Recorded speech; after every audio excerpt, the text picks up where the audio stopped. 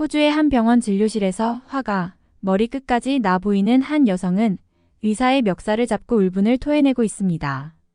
당신 때문에 내가 무슨 생각까지 한 줄 알아? 당신이 그때 제대로 진찰만 해주었어도 내가 그런 고통을 겪지 않았을 텐데. 불치병에 걸린 줄 알았던 이 호주 여성은 한국에 간 후 충격적인 진실을 듣게 되었다고 합니다. 과연 그녀에게는 무슨 일이 있었던 걸까요?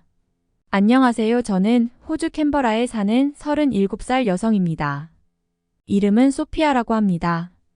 여기 캔버라에 대해 간단히 소개하자면 호주에서 가장 오래된 도시 중에 하나이고 많은 사람들이 찾는 최고 관광 명소입니다. 제 직업은 호텔에서 일하는 호텔리어죠. 제가 이렇게 글을 쓰는 이유는 3년 전에 있었던 참 드라마틱한 이야기를 하려고 이렇게 노트북 앞에 앉아서 글을 씁니다. 그럼 본론으로 들어가서 본격적으로 제 이야기를 시작해 볼게요. 저는 조국인 호주도 사랑하지만 조국 호주 다음으로 사랑하는 나라가 있습니다.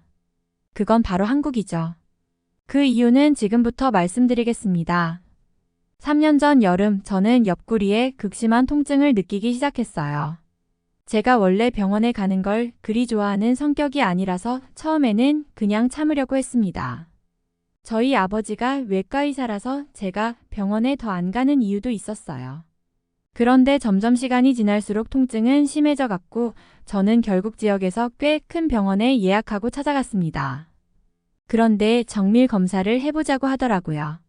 저는 그때 뭔가 내 몸에 심각한 문제가 있구나 하는 불안감에 떨었습니다. 그리고 얼마 후 병원으로 검사 결과를 들으러 갔어요. 그런데 의사의 표정이 매우 안 좋았습니다. 순간적으로 불길한 예감이 들었죠.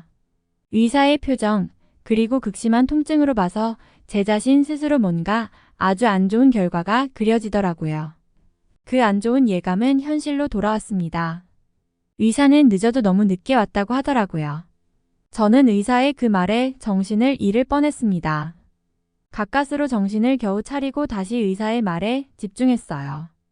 의사는 이후에도 더 심각한 이야기를 이어나갔습니다. 신장뿐만 아니라 암이 방광에까지 전이되어서 손쓸 방법이 없다고요. 저는 의사에게 울며 매달렸습니다. 그럼 그냥 죽기만을 기다려야 하냐고요. 의사는 수술이나 항암 치료 모두 불가능하다고 말했어요. 이미 시기를 놓쳐도 너무 놓쳤으니 그냥 남은 생을 정리하라고 하더라고요. 길면 6개월이라는 시한부 판정을 받았습니다. 그날 저는 진통제만 잔뜩 처방받아 집으로 돌아왔어요. 가슴이 무너져 내리는 것 같았습니다. 너무 슬퍼서 눈물도 안 나더라고요. 멍하게 있다가 극심한 통증이 찾아오면 진통제로 버티고 그렇게 하루하루를 버텼습니다. 물론 직장도 당연히 그만두었고요. 일상생활이 완전히 무너지기 시작했습니다. 결혼을 앞둔 남자친구와도 헤어지게 되었는데 정말 그때는 서글퍼지더라고요. 물론 헤어진 남자친구를 원망하지는 않습니다. 죽음을 앞둔 연인을 끝까지 지킬 의무는 없으니까요. 하지만 그때 사람에 대한 신뢰감이 모두 사라져 버렸습니다. 그렇게 그때는 정말 절벽 끝에 서 있는 기분이었어요. 물론 제일 힘들었던 부분은 참기 힘든 옆구리 통증이었어요. 간혹 걷기라도 하다가 갑자기 찾아오는 통증은 정말 말로 표현할 수 없을 정도였어요. 저는 그때 생각했어요. 스스로 삶을 마감하기로요. 이렇게 힘든 고통을 참으면서 6개월을 버티는 게 무슨 의미가 있겠냐 싶었습니다. 호주는 안락사가 허용된 나라거든요. 그렇게 스스로 삶을 마감하는 걸 결정하고 나서 한참을 울다가 그 시기를 정하려고 달력을 보았습니다. 한 달쯤 후에 삶을 마감해야겠다 생각을 했습니다. 그래서 안락사를 해주는 곳에 찾아가서 상담도 받아보았어요. 그리고 그 뒤로 한 일주일 정도 거실에 있는 흔들의자에 앉아 멍하니 창밖만 바라보았습니다. 가끔 성경책도 읽고 기도도 했어요. 근데 그 며칠 신기하게도 통증이 없는 겁니다. 물론 저는 일시적인 거라고 생각했어요. 그래도 통증이 적으니까 꽤 버틸만 했습니다. 그리고 갑작스럽게 죽기 전에 해외여행을 다녀오고 싶다는 생각이 들었습니다. 어느 나라가 좋을까 곰곰이 고르던 중에 지금 몸 상태를 고려해서 치안이 좋은 안전한 나라를 골라야겠다는 생각을 했어요. 아무래도 지금 몸 상태에서 치안이 열악한 중남미나 아프리카 같은 곳은 현실적으로 가기 힘들 것 같았거든요. 비행 시간이 부담스럽기는 하지만 아시아 쪽으로 가기로 생각을 했고, 그리하여 일본과 한국 두 나라로 압축됐습니다. 곰곰이 생각하다가 지난해 다녀온 일본보다는 출장으로 잠시 방문한 한국이 더 볼 게 많다고 생각이 들어서 한국으로 결정하게 되었어요. 신기하게도 한국 자유여행을 준비하는 기간에는 통증이 많이 줄었습니다. 물론 가끔 극심한 통증이 오긴 했지만 그래도 버틸만은 했습니다. 우여곡절 끝에 한국행 비행기에 올랐어요. 다행히도 긴 비행시간 동안 별탈 없이 있을 수 있었고 그렇게 한국에 도착했습니다. 인천공항에 도착한 저는 바로 택시를 탔어요. 목적지는 숙소를 잡은 동대문이었죠. 대교 위에서 택시를 타고 창밖을 바라보는데 인천 바다가 보였습니다. 그때 갑자기 눈물이 터졌습니다. 택시기사도 놀란 듯 저를 힐끔힐끔 쳐다보시다가 휴지를 건네시더라고요. 정 많은 기사님이셨어요. 제가 그때 택시에서 울음을 터뜨린 이유는 아마도 이 아름다운 바다 풍경을 생애 마지막으로 본다는 슬픔 때문이었던 것 같아요. 정말 그 당시에는 울음을 멈추기 힘들었어요. 그렇게 숙소가 있는 동대문에 편안하게 도착했습니다. 숙소는 동대문 근처에 있는 일본식 비즈니스 호텔이었어요. 화려한 호텔과는 거리가 멀지만 가성비가 상당히 좋은 호텔이었습니다. 먼저 숙소로 가서 짐을 풀고 동대문 쇼핑센터로 갔어요. 숙소 근처에서 간단히 밥을 먹고 쇼핑을 했습니다.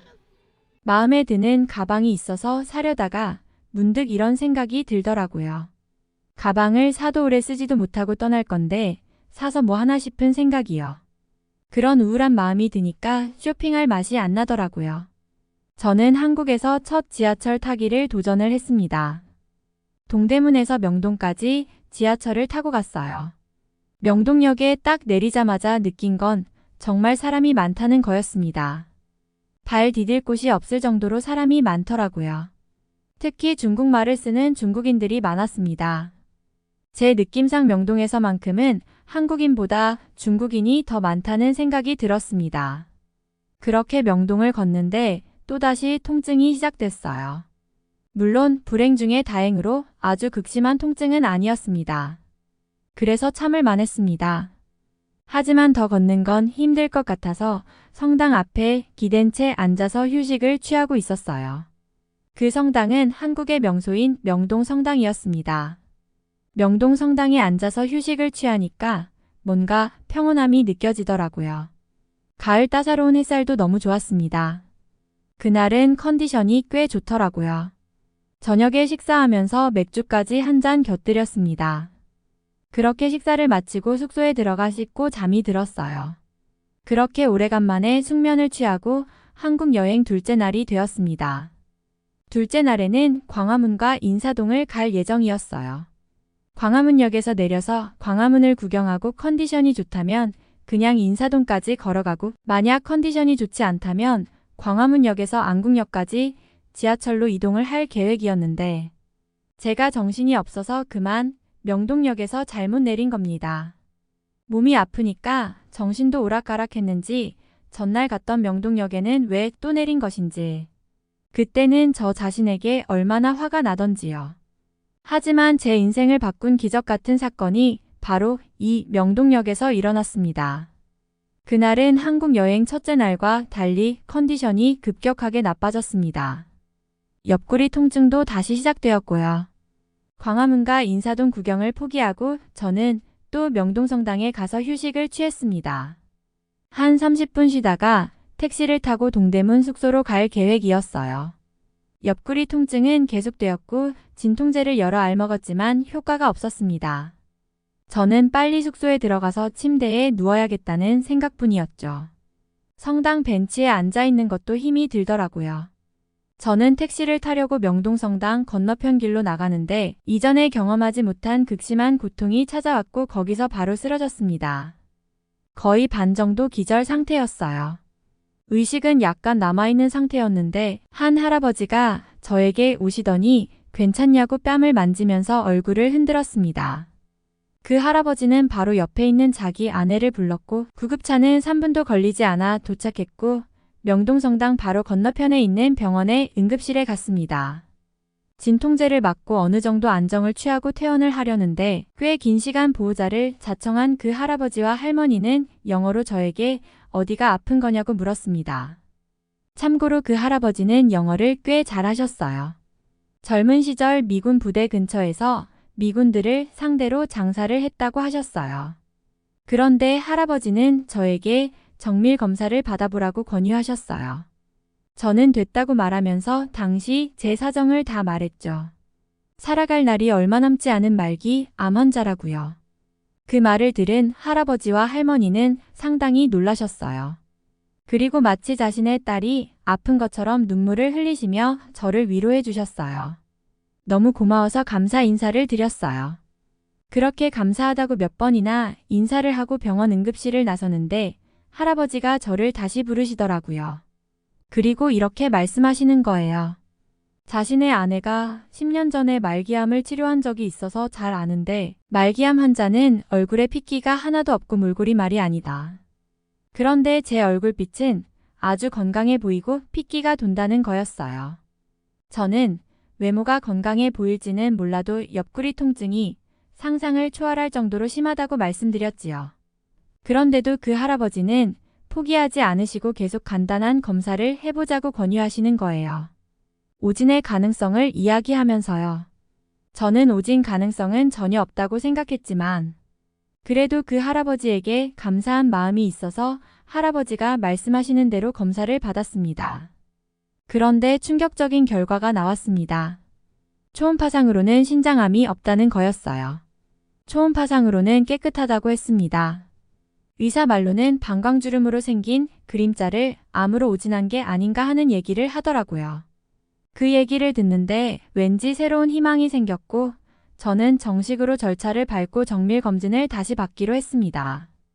결과부터 말씀드리자면 신장암은 역시 오진이었고 그 극심한 통증의 원인은 신장에 박힌 엄청난 크기의 결석 때문이었습니다. 하여간 저는 말기암이 아니었고 그냥 엄청난 크기의 신장 결석으로 극심한 통증에 시달렸던 겁니다. 당시 바로 호주로 돌아가 오판한 병원을 고소할까도 생각했지만 그보다도 다시 살아난 기쁨에 감사함을 느껴서 모든 걸 다 용서하기로 했어요. 새로 태어난 마음으로 감사히 살아야겠다는 마음을 먹었습니다.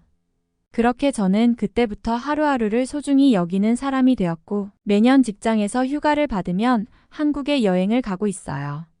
그 할아버지는 제 가장 친한 친구가 되었고 작년에도 할아버지 할머니 부부가 호주에 다녀가셨어요. 저의 또 다른 가족이 생긴 거예요. 저를 다시 살게 한 한국과 한국 국민에게 진심으로 감사드립니다. 한국은 저에게는 행운의 나라, 제2의 조국입니다. 어떻게 보셨나요? 구독과 좋아요 부탁드립니다. 끝까지 시청해주셔서 감사합니다.